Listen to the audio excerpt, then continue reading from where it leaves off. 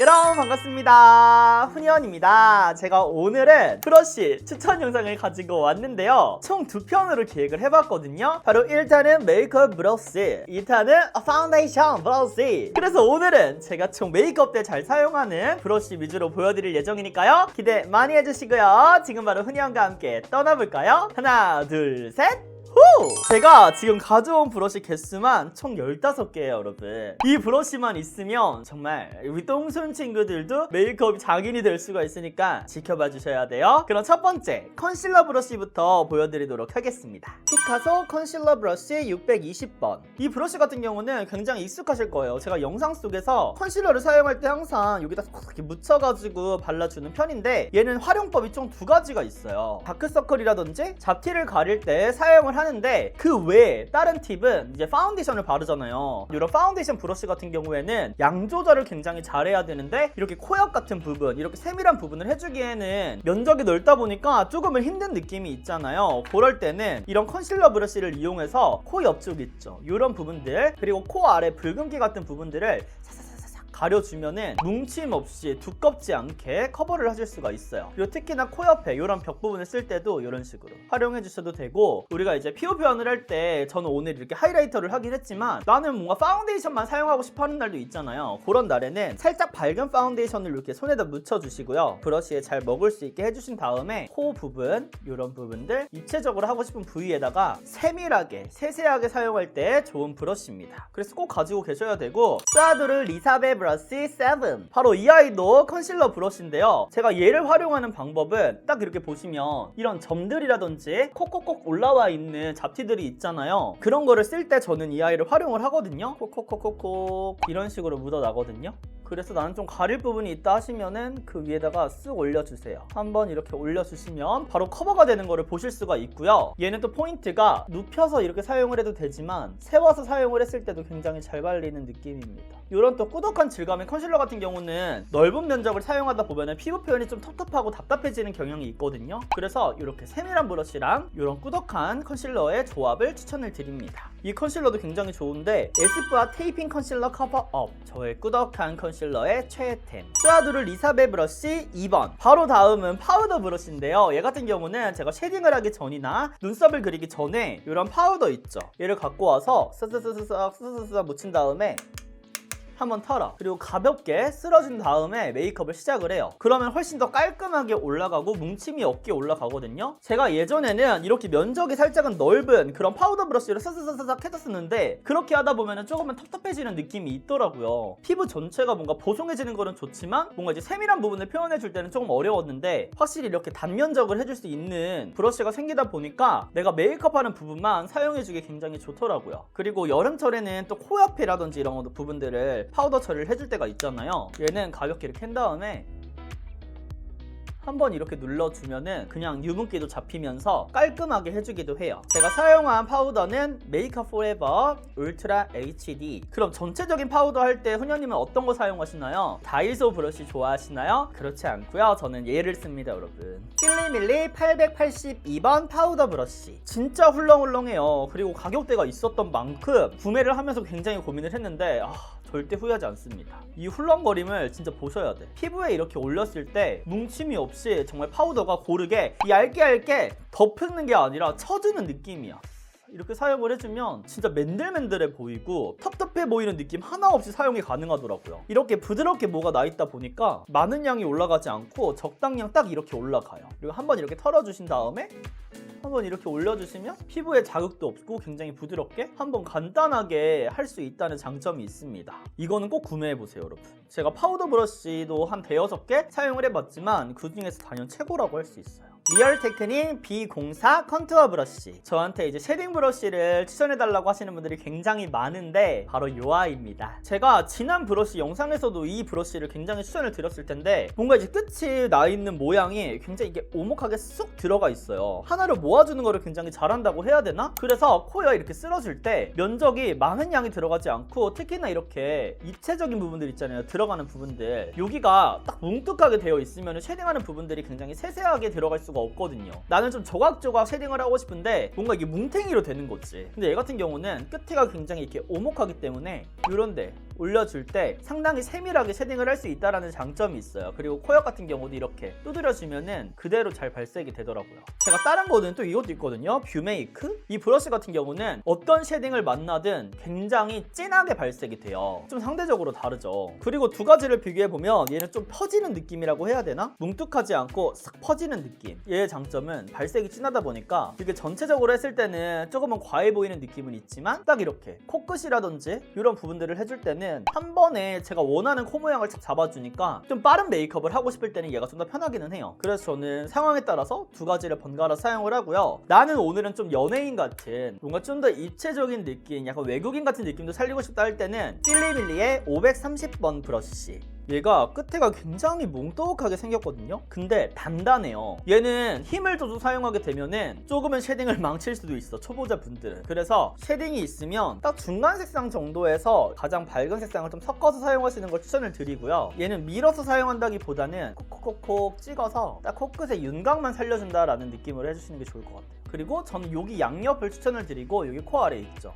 여기 모양을 잡아줄 때 이 아이로 가끔 쉐딩을 해줍니다. 그래서 오늘은 좀 쉐딩에 공을 들이고 싶다 하는 날에 추가적으로 사용하는 거고, 이 아이는 꼭 필수는 아니에요 여러분. 이거 둘 중에 하나 고르셔서 구매를 해도 되고요. 나는 좀 더 고급 스킬을 해서 쉐딩을 좀 더 완벽하게 하고 싶다 하시는 분들은 이 제품까지 구매해보시는 거를 추천드립니다. 그럼 다음은 턱 깎아야 되잖아. 또 살쪘잖아. 제가 또 지금 이렇게 가만히만 있어도 투턱이 보이는데 정말 이거 쉐딩으로는 안 돼요 사실. 그래도 심신의 안정을 위해서 사용하는 브러쉬는 레어카인드 쉐딩 브러쉬. 작년에 했던 그 레어카인드 마켓에서 굿즈로 여러분들께 드렸던 제품인데요. 얘가 지금 구매가 가능한지 한번 확인을 해볼게요.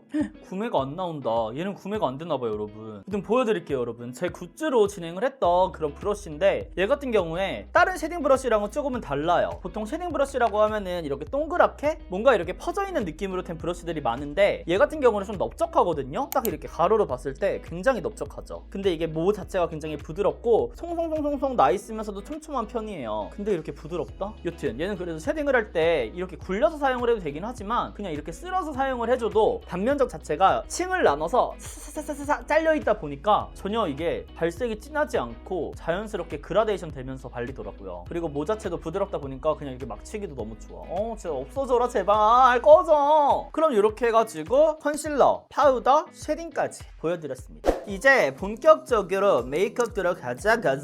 바로 5가지를 가지고 왔는데, 아이 메이크업 할 때 제가 주로 활용하는 아이들이거든요. 피카소 207A 브러쉬. 이 아이는 살짝은 모여져 있는 브러쉬인데 굉장히 훌렁훌렁 가벼운 브러쉬예요. 그래서 발색을 굉장히 연하게 할 때 사용하기에 좋고, 저 같은 경우는 쉐딩을 얘로 깔 때도 있고 뭔가 퍼져가는 느낌으로 바탕을 깔 때 제일 많이 활용을 하는데, 베이스 색상을 올려주신 다음에 눈 위에 이렇게 사용을 해주시면 굉장히 잘 올라가요. 근데 베이스뿐만 아니라 뭐 글리터라든지 이런 것들도 막 날리지 않고 잘 올라가기 때문에 정말 만능이라고 생각을 합니다. 나는 브러쉬 하나로만 메이크업을 해야 돼 하고 싶어 하는 분들은 이거 추천드릴게요. 발색이 연해서 메이크업을 망칠 위험도 굉장히 적고요. 계속 사용하면은 색이 쌓이고 쌓이다 보니까 진하게까지 연출할 수 있는 제품입니다. 얘는 구매하셔야 돼. 이렇게 다 사용할 수 있다니까. 더툴랩의 203번 포인트 아이섀도우. 얘 같은 경우는 발색이 조금은 진해요. 얘는 연하게 올라갔다면 얘는 강하게 올리고 싶을 때 사용을 하는데, 뭔가 나는 오늘 확실한 메이크업을 하고 싶다 할 때 베이스로 잘 사용을 하거든요. 그거 알려드릴게요 여러분. 이런 제품 같은 경우에 메이크업을 할 때 많은 분들이 이렇게 해서 하더라고요. 이렇게 하면은 여기 끝에 힘이 들어가면서 여기 경계가 생겨. 이렇게 올리면, 물론 힘 조절을 잘 하시는 분들은 안 생기겠지만 이렇게 눌리면서 눌리는 느낌이 들죠. 그러면서 이제 선이 명확해지는 느낌이 들 때가 있거든요. 나는 지금 메이크업이 조금 어려워 하시는 분들은 브러쉬를 눕혀주세요. 세우지 마시고 눕혀주세요. 그 다음에 옆으로 이렇게 브러쉬를 이렇게 사용을 하면은 힘도 안 들어가고 자연스럽게 올릴 수가 있어. 이거 완전 꿀팁 아니에요? 다 아는 거야? 나만 몰랐니? 그래서 눕혀가지고 여기 앞쪽 있죠. 근데 앞쪽 같은 경우도 정확하게 이렇게 시작을 하면 너무 많은 영역을 지금 올리게 되잖아요. 그래서 앞쪽은 이 정도, 반 정도만 딱 눈이 덮이게 이렇게 해서 올려주시고요. 뒤로 갈수록 이런 식으로 쓸어서 사용을 해주시면은 정확한 경계 없이 올리기에 굉장히 쉬운 브러쉬입니다. 얘로 이렇게 올려줄 때 힘을 줘도 되고 간단하게 사용을 해줘도 잘 올라가요. 그리고 언더도 이렇게 활용해주기 너무 좋아. 슈아도르 리사베 04 브러쉬. 이게 이제 색조 메이크업을 할 때 없으면 안 되는 아이. 내 목숨과도 소중한 아이. 왜냐면 제가 밑트임 하는 거를 굉장히 좋아해요. 근데 밑트임을 할 때 얘만큼 찰떡인 아이템을 아직까지 보진 못했거든요. 얘가 굉장히 얇으면서도 끝에가 이게 쏙 되어 있어요. 그래서 보여드릴게요. 제가 오늘은 밑트임을 안 했는데 제가 메이크업 촬영을 따로 이 브러쉬를 사용하면서 해놨긴 했거든. 근데 여기 있죠. 그러면 이렇게 약간 붉은기 넣을 때 저는 이렇게 끝에 음영을 붉은기를 살짝 넣는 걸 굉장히 좋아하거든요.